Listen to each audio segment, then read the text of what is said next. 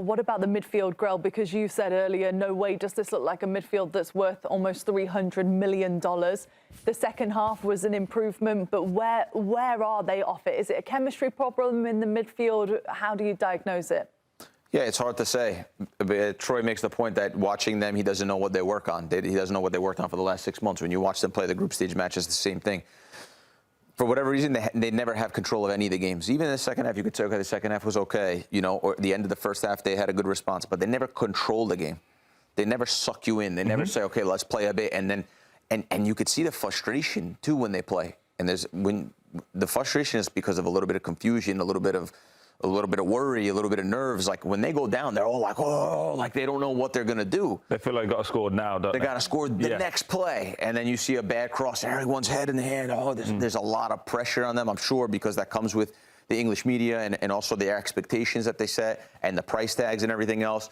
But yeah, for whatever reason, 8 has a football, and they've never controlled the game in the midfield. They never look like, hey, they're going to dominate this game from start to finish. And they were in a 50-50 game with the DR Congo. So that tells you a little bit where they are. For me, by the English standards, it's probably not good enough. No, I totally agree. I want to kind of throw a question at Nigel when you were speaking before, but we went to Harry Kane. You're saying, obviously, it's tournament football, right? And that I totally understand that point. But if you keep playing, let's be nice and say they're 7 out of 10. Keep playing 7 out of 10, 7 out of 10, 7 out of 10. One day, it's either going to go 8 or 9, or it's going to drop to a 5. So, I mean, they're playing on this right on the edge of it's okay. Yeah. One bad performance, or 3 of them drop to 6.5, 6s against an Argentina, against a Brazil. You have a bad half against Mexico, it's over against Mexico. Okay, are you we'll get to that later. But my point is, but you get the point. Like, and that's why I can't agree with what Nigel said. Like, that's why I'm so down on them at the moment, because we're playing right on the edge of being okay, and hoping that Harry Kane gets us out of it, hoping that Jude Bellingham gets us out of it. When you come up against these better teams, and we'll put Mexico in that because that's obviously the next opponent, they're going to have a plan, and they're going to go, okay, well, we're going to stop that. At the minute, it's go get the ball, go wide to the wide players. They come inside, nothing happens. We make the changes, and this is the bit I've been saying from the start with the squad. It's just personnel changes. The player profile is exactly the same. You take Rashford off, you put Gordon on. Same player. That's why Barcelona bought them. You take off Madueke, yes, Saka's much better, but he comes inside on his left foot. It's exactly the same profile. So you're not actually tactically... It's just too one-dimensional. You're not tactically changing anything. Yeah. You're just hoping, again, that one of them is better than the other person on the other side. And then if that happens, great, because we're in, and then something can happen. But all that's happened is we've played in moments. Jude Bellingham's come up with a moment. Harry Kane today has come up with a moment. That's not... When you get into the top levels, when you watch France... Okay, we watched France yesterday. Against Sweden, wasn't a great first half for France. They hit the post twice. They could have had another 3 or 4, but they were getting frustrated. Not frustrated that they hadn't scored, frustrated that, why is it taking so long? Because they know it's coming. We're watching this game for 75 minutes going, I hope it goes through. And we're talking about, like, when people can't see us, obviously, we're talking about how difficult the Azteca is going to be to play in and how difficult Mexico is going to be. France and the teams that you're going to be competing about are going, I wonder what we're going to do when we get it right. I wonder how many we're going to score. I just don't see it at this moment in time. And I hope I'm wrong, happily be wrong, and England win the World Cup.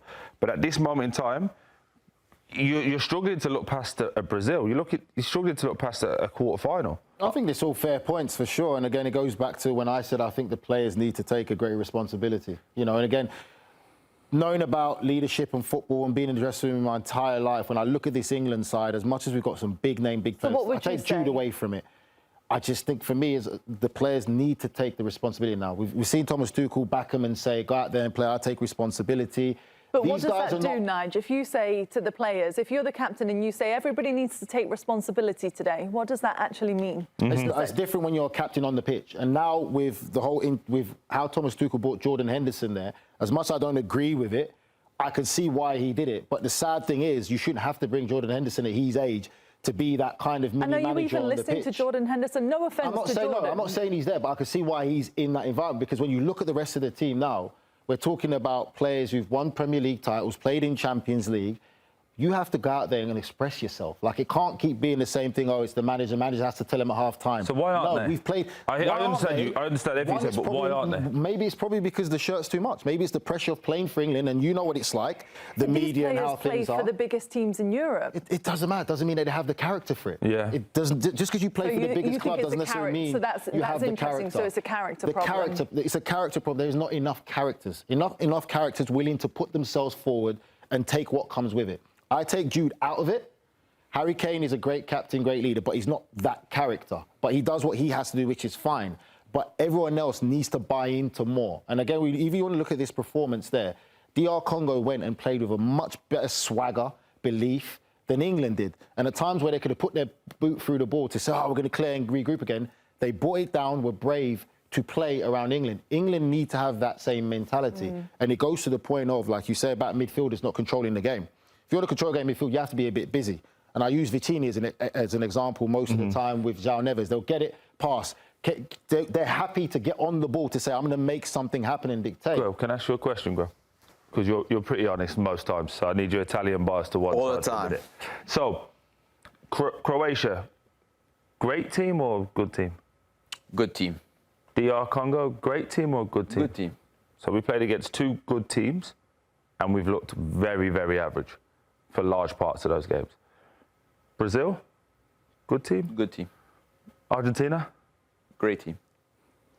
How do you get past a great team by playing like this? Yeah, just to build on your point, like when I think about the great teams, the teams that have showed well in the tournament for what they are. France, obviously, they have the front four that's out of this planet. The attacking capabilities out of the planet. You look at the back lines, pretty good as well.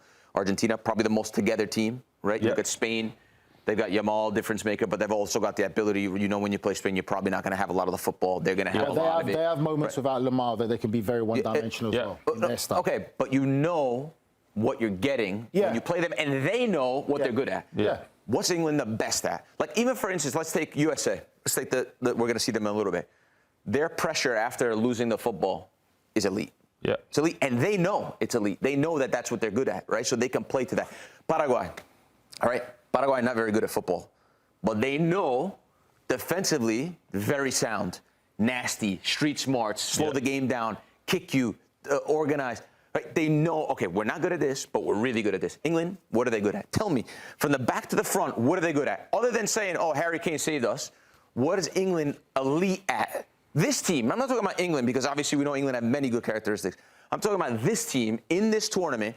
What have they been elite at? Name one phase of the game you say, even if England don't play well, they're going to get this part right. Which one is it? I don't know, because they haven't had possession, haven't had control of the game. Transitional moments are okay. Quality from wide areas, not great. Defending's not great. The first goal today is a shambles. They're leaving space at the back post, unbelievable. So that's my worry with them moving forward. What are they great? Even if you watch Mexico. Mexico play at a tempo is unbelievable. They can't do it all the time. But you say is maybe against the teams like the greats that you're saying, there is another level to come for England. Yeah, absolutely. We don't disagree that there is another level to go. But there's also another side of the coin. You may not reach that level on that day. So then you get embarrassed. Because the way we're playing at the minute is 50-50, isn't it? No first half good performance in any first half yet. So we're hoping that they haven't run away from what's any of these good to great teams. We're then hoping we can stay in the game. Then we're hoping Harry Kane or Jude Bellingham can deliver on something. That's 50-50. So if we go the other way, we could lose 2-3-0, never be in a game because this team just dominated us. Now it's a worry.